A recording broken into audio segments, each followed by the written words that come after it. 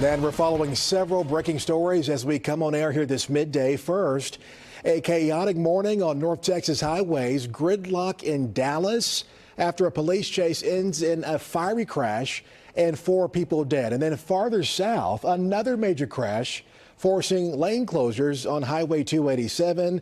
We want to start here with that deadly crash. This all started overnight in Irving and then ended in Dallas. Our Ben Russell has been following this developing story all morning long now. Ben, what's the latest?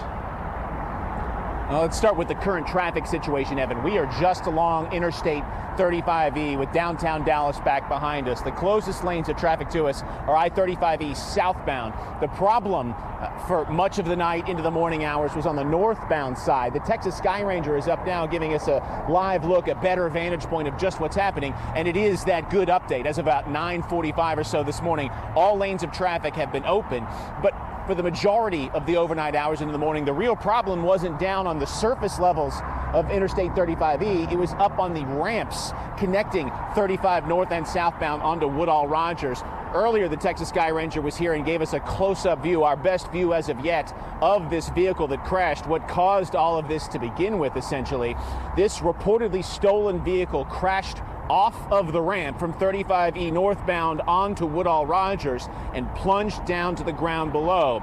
That area below where it crashed is right alongside the ramp from Singleton Boulevard off of the Margaret Hunt Hill Bridge onto I-35E north. All 4 of the people who were inside of that car were told were killed in the crash. That crash was the deadly end to a pursuit that started about 12 miles away in Irving around 2 o'clock this morning when we're told an officer spotted that stolen car, tried to pull it over, but it took off. So this is a tragic event. I won't speak to the specifics of it, but I will say that it's a very tragic event. So the Irving Police Department is allowed to pursue stolen vehicles.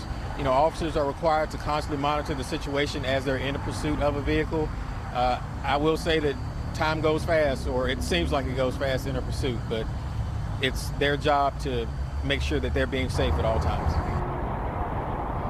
To be clear, what that Irving officer said he would not speak to is the department's policy behind the decision of whether, when, and how to pursue someone. Those policies have come into sharp focus in recent weeks because of other pursuits that have ended in crashes, perhaps most notably one in Fort Worth just this last weekend, where 2 bystanders and another car were hit in the popular West 7th Street Entertainment District just outside of downtown Fort Worth.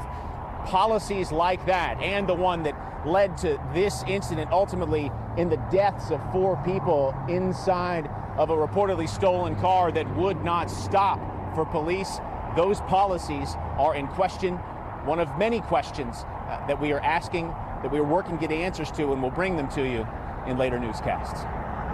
Live in Dallas, Ben Russell, NBC5. Okay, Ben, thank you for that update. We're also waiting for more information about a major crash on Highway 287 and State Highway 360. Texas Sky Ranger was over the scene around 9:30 this morning. We saw at least 2 car damage here. All lanes have since reopened.